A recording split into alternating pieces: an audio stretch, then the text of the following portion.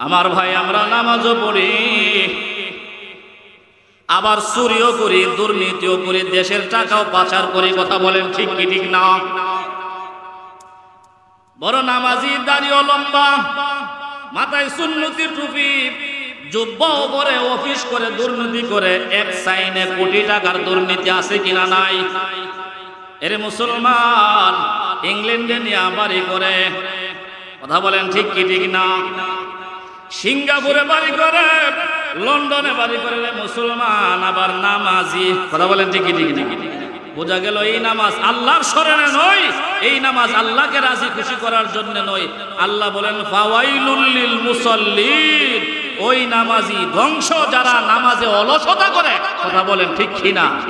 আল্লাহ তাআলা আমাদের সকলকে এই আজকের এই ফজরের নামাজ সহ আমরণ 5 ওয়াক্ত নামাজি বনার, নামাজি বনে আল্লাহ তৈরি জান্নাতের সফল বান্দা বনার, জান্নাতি বান্দা বনে আল্লাহর কবরে যাওয়ার তৌফিক আল্লাহ এনায়েত করুন। সকলে বলুন আমিন। মা সালাকাকুম ফি সাকার ক্বালু লাম নাকু মিনাল মুসাল্লিন। আল্লাহ রাব্বুল আলামিন পবিত্র কালামুল্লাহ শরীফে আলোচনা করেন, আল্লাহ তাআলা হাশরের ময়দানে যেই দিন নাকি ইন্নাল আবরারা লাফি নাঈম ওয়া ইন্নাল ফুজ্জারা লাফি জাহিম, নেককারদেরকে আল্লাহ বাছাই করে করে আল্লাহর তৈরি জান্নাত, চির সুখের শান্তির জায়গা, শান্তির স্থান জান্নাতে পৌঁছে দিবেন। আর কিছু মানুষ পাপী, গুনাহগার, অপরাধী, জালেম, অত্যাচারী হওয়ার কারণে আল্লাহ রাব্বুল আলামিন যাদের ব্যাপারে জাহান্নামের আলোচনা করে আল্লাহ পাক সিদ্ধান্ত দিয়ে দিবেন তারা জাহান্নামী। এর মুসলমান, জান্নাত আর জাহান্নামের মাঝখানে পার্টিশন থাকবে, পার্টিশন। সেটা হবে থাই গ্লাস, এক পাশ থেকে অন্য পাশের মানুষগুলি দেখা যাবে। জান্নাতের মানুষগুলি জাহান্নামীদেরকে দেখতে পারবে, আর জাহান্নামীরাও জান্নাতীদেরকে দেখতে পাবে। মুসলমান, ওই মুহূর্তে জান্নাতীরা জান্নাত থেকে জাহান্নামী ভাইদের দিকে তাকাইয়া তাকাইয়া মায়া লাগবে, আর বলতে থাকবে মা সালাকাকুম ফি সাকার। এ আমাদের সমাজের ভাইয়েরা, আমার অঞ্চলের ভাইয়েরা, এ আমাদের জাতির মুসলমান ভাইয়েরা, আজকে আমরা জান্নাতে চলে আসলাম। কোন জিনিস তোমাদেরকে জাহান্নামে নিয়ে গেল? কোন জিনিস তোমাদেরকে ভয়াবহ আযাব আর কঠিন শাস্তির ভিতরে তোমাদেরকে ঢুকাইয়া ফেলল? এরে মুসলমান, জান্নাতীরা বলতে থাকবে আমরা তো হয়ে গেলাম জান্নাতি, চিরশান্তির জায়গা জান্নাত পেয়ে গেলাম। তোমরা একই এলাকায় বসবাস করতা, অথবা একই মায়ের সন্তান ছিলাম, একই অঞ্চলের মানুষ ছিলাম, একই রাষ্ট্রে বসবাস করতাম, একই বাদলের খানা খাইতাম।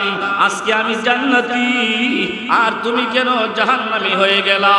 আমার ভাই, ওই জাহান্নামীরা জাহান্নামের ভিতর থেকে এক নাম্বার যে জবাবটা দিবে আল্লাহ রাব্বুল আলামিন, ওই জবাবটাকে আল্লাহ আমাদের কোরআনের আয়াত বানাইয়া আমাদের পয়গম্বরের পবিত্র কোরআনুল কারীমে আমার আল্লাহ নাজিল করে জানিয়ে দিয়েছেন। জাহান্নামীদের পক্ষ থেকে এক নাম্বার জবাব আসবে, পহেলা নাম্বার কারণ, জাহান্নামে ঢোকার পহেলা নাম্বার কারণ লাম নাকু মিনাল মুসাল্লিন। এ আমাদের জান্নাতি ভাইয়েরা, যদিও তোমরা আমাদের পরিচিত মানুষ, তোমরা জান্নাতি আর আমরা হইলাম জাহান্নামী। আমরা জাহান্নামে আসার পহেলা নাম্বার কারণ হলো দুনিয়ার জমিনে আমরা নামাজি ছিলাম না, আমাদের মহল্লায় মসজিদ ছিল, নামাজের সুব্যবস্থা ছিল, শরীরও সুস্থ ছিল। তুমি ছিলে নামাজি, তুমি ছিলে মুসল্লি, তুমি মসজিদ চিনতে, তুমি কিবলা চিনতে, তুমি আল্লাহর কোরআন মানছ, রাসূলের আদেশ পালন করেছ, আল্লাহর বারবার আদেশ পালন করেছ, দুনিয়ার জমিনে তুমি নামাজি ছিলে, এই কারণে আজকে তুমি নামাজি হওয়ার কারণে জান্নাতি, আর আমি বেনামাজি হওয়ার কারণে জাহান্নামী। নাউজুবিল্লাহ বলেন। লাম নাকু মিনাল মুসাল্লিন, এক নাম্বার কারণ জাহান্নামে আসার যে আমি দুনিয়াতে মুসল্লি ছিলাম না।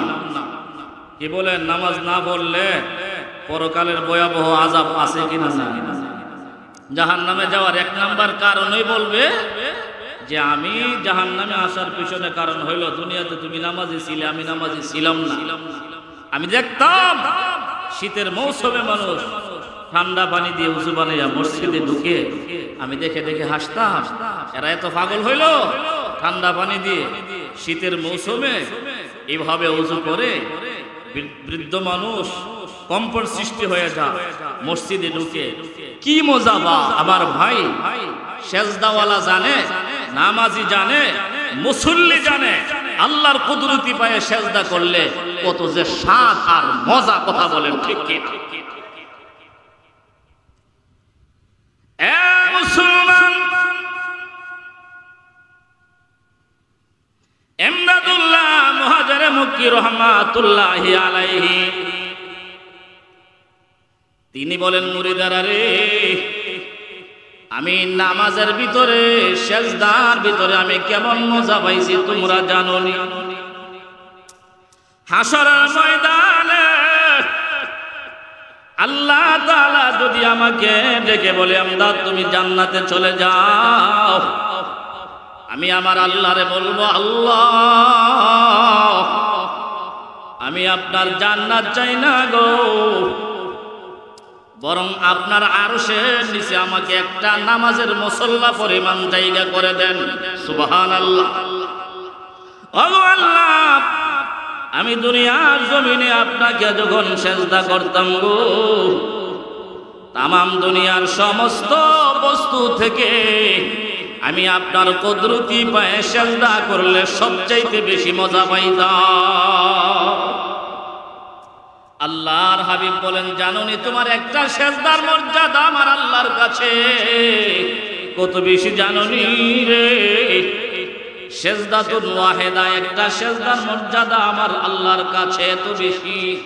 আল্লাহর হাবিব বলেন, আমার উম্মতে মুহাম্মাদীর একটা সেজদা যদি এক পাল্লায় দেওয়া হয় গো, আরেকটা পাল্লায় যদি 7 আসমান 7 জমিন তামাম বস্তু যদি এক পাল্লায় উঠায়া দেওয়া হয় গো, আমার উম্মতের একটা সেজদার পাল্লা বহু গুণে বেশি ভারী হয়ে যাবে।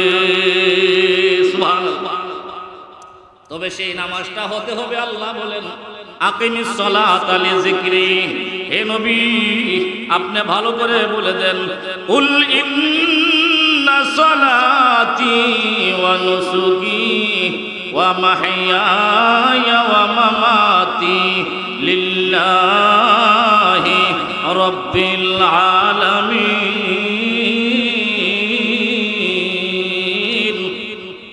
এ মুসলমান, কুল ইন্না সালাতি ওয়া নুসুকি, হে নবী আপনি বলে দেন, নিশ্চয় আমার নামাজ, নিশ্চয় আমার কুরবানি, নিশ্চয় আমার জীবন, নিশ্চয় আমার মরণ সব হলো বিশ্ব প্রতিপালকের জন্য।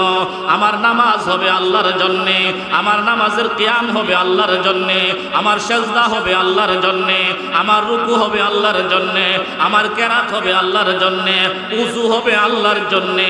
আল্লাহ রব্বুল আলামিন বলতেছেন, হে বান্দা বান্দি, তোমার নামাজটা যখন একমাত্র আমি আল্লাহর জন্য হবে, ওয়া আকিমিস সালাতা লিযিকরি, একমাত্র আমি আল্লাহর স্মরণে হবে, তখন ওই কদ আফলাহাল মুমিনুন আল্লাযীনা হুম ফি সালাতিহিম খাশিউন। এই আয়াতের বাস্তবতা হলো, রে মুসল্লি নামাজি বান্দা বান্দি, আমি আল্লাহ তোমাকে চূড়ান্ত সফলতায় পৌঁছে দিব। কোন সুবহানাল্লাহ। নামাজ হতে হবে আমাদের নামাজের মতো। কথা বলেন ঠিক কিনা? রাসূল সাল্লাল্লাহু আলাইহি ওয়াসাল্লাম হাদিস শরীফে ইরশাদ করেন, সল্লু কামা রাআইতুমুনি উসাল্লি, তোমরা আমাকে যেমন নামাজ পড়তে দেখেছ সেইভাবে নামাজ পড়ো। সালাত শুধু আদায় করলেই হবে না, রুকু শুধু আদায় করলেই হবে না। আমি প্রতি সপ্তাহে একবার হলেও আমার ইমাম সাহেবকে আমার রুকুটা দেখাবো, আমার সেজদা দেখাবো, আমার নামাজের আমলি মস্ক একজন আলেমকে দেখাবো আমার রুকু হয় কি হই না। নামাজের সবচাইতে কঠিন বিষয় হলো রুকু। কথা বলেন ঠিক হই না? এই জন্য তো আল্লাহ তাআলা হাসরের মাঠে বান্দাকে জিজ্ঞাসা করবে, বান্দা নামাজি ছিলা? বলেছিলাম। আল্লাহ বলবেন ওয়ারকাউ মার রাকিন, বান্দারে তুমি একটা রুকু কইরা আমি আল্লাহরে দেখাবো। সুবহানাল্লাহ। কি করে দেখাইতো? যাদের দুনিয়াতে রুকু সঠিক না, আপ্রাণ চেষ্টা করলেও তারা হাসরের ময়দানে আল্লাহকে দেখানোর সময় তার রুকু কখনো সঠিক হবে না, বরং দুনিয়াতে যেভাবে ভুল রুকু করত আল্লাহ হাসরের মাঠে তার পিঠটাকে তখতার মতো কাঠের মতো বানিয়ে দিবে, তার পিঠ কখনো সোজা করতে পারবে না। আমার ভাই, আমরা নামাজও পড়ি, আবার চুরিও করি, দুর্নীতিও করি, দেশের টাকাও পাচার করি। কথা বলেন ঠিক কি ঠিক না? বড় নামাজি, দাড়িও লম্বা, মাথায় সুন্নতির টুপি, জুব্বাও পরে, অফিস করে দুর্নীতি করে, এক সাইনে কোটি টাকার দুর্নীতি আছে কিনা নাই? এরে মুসলমান, ইংল্যান্ডে নিয়ে বাড়ি করে। কথা বলেন ঠিক কি ঠিক না? সিঙ্গাপুরে বাড়ি করে, লন্ডনে বাড়ি করে মুসলমান, আবার নামাজি। কথা বলেন ঠিক কি ঠিক না? বোঝা গেল এই নামাজ আল্লাহর শরণে নয়, এই নামাজ আল্লাহকে রাজি খুশি করার জন্য নয়। আল্লাহ বলেন ফাওয়াইলুল লিল মুসাল্লিন, ওই নামাজি ধ্বংস যারা নামাজে অলসতা করে। কথা বলেন ঠিক কি না? আল্লাহ তাআলা আমাদের সকলকে এই আজকের এই ফজরের নামাজ সহ আমরণ 5 ওয়াক্ত নামাজি বনার, নামাজি বনে আল্লাহ তৈরি জান্নাতের সফল বান্দা বনার, জান্নাতি বান্দা বনে আল্লাহর কবরে যাওয়ার তৌফিক আল্লাহ এনায়েত করুন। সকলে বলুন আমিন। হুজুর চলে আসছেন, ইনশাআল্লাহ মূল্যবান নসিহতের পরে দোয়া হবে। আল্লাহ পাক দোয়া করে সবাইকে যাওয়ার তৌফিক দান করুন। আসসালামু আলাইকুম ওয়া রাহমাতুল্লাহ।